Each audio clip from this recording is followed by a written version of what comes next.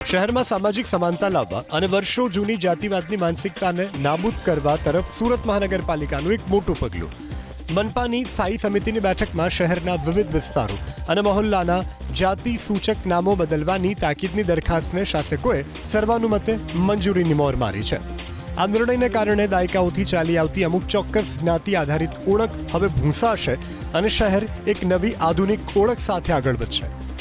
મહાનગરપાલિકાની સામાન્ય સભામાં જ્યારે આ દરખાસ્ત રજૂ કરવામાં આવી ત્યારે કોર્પોરેટરોએ તેને ઉમળકાભેર વધાવી હતી.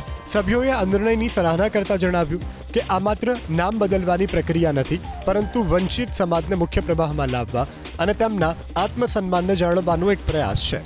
હવે શહેરના તમામ 9 ઝોનમાં આવેલી 75 શેરી, મહોલ્લા અને ગલીઓને નવા સન્માનજનક નામ આપવામાં આવશે. શહેરમાં સામાજિક સમાનતા લાવવા અને વર્ષો જૂની જાતિવાદની માનસિકતાને નાબૂદ કરવા તરફ સુરત મહાનગરપાલિકાનું એક મોટું પગલું.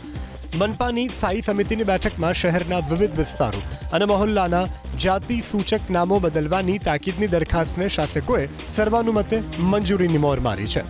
આ નિર્ણયને કારણે દાયકાઓથી ચાલી આવતી અમુક ચોક્કસ જ્ઞાતિ આધારિત ઓળખ હવે ભૂંસાશે અને શહેર એક નવી આધુનિક ઓળખ સાથે આગળ વધશે. મહાનગરપાલિકાની સામાન્ય સભામાં જ્યારે આ દરખાસ્ત રજૂ કરવામાં આવી ત્યારે કોર્પોરેટરોએ તેને ઉમળકાભેર વધાવી હતી. સભ્યોએ આ નિર્ણયની સરાહના કરતા જણાવ્યું કે આ માત્ર નામ બદલવાની પ્રક્રિયા નથી, પરંતુ વંચિત સમાજને મુખ્ય પ્રવાહમાં લાવવા અને તેમના આત્મસન્માનને જાળવવાનો એક પ્રયાસ છે. હવે શહેરના તમામ 9 ઝોનમાં આવેલી 75 શેરી, મહોલ્લા અને ગલીઓને નવા સન્માનજનક નામ આપવામાં આવશે.